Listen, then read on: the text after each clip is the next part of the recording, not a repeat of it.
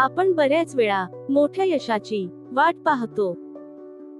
मोठे यश, मोठी प्रगती, मोठा बदल, मोठा विजय, पण ते येण्यास बराचसा वेळ लागतो आणि या वाट पाहण्यात आपण लहान यशांकडे लक्षच देत नाही. पण खरे सांगायचे तर लहान लहान यशांतूनच मोठ्या यशाचा उगम होतो. दिवसाला 5 मिनिटं चालणं, 10 पाने वाचणं, अशा एक छोट्या सवयी पाळणं, हेच तर तुमचं लहान यश नाही का? हे सगळे लहान वाटते, पण इथूनच खरा बदल सुरू होतो. एकदम मोठे नियोजन नको, आज फक्त एक छोटं यश पुरेसं आहे. आज तुमचं छोटं यश काय होतं?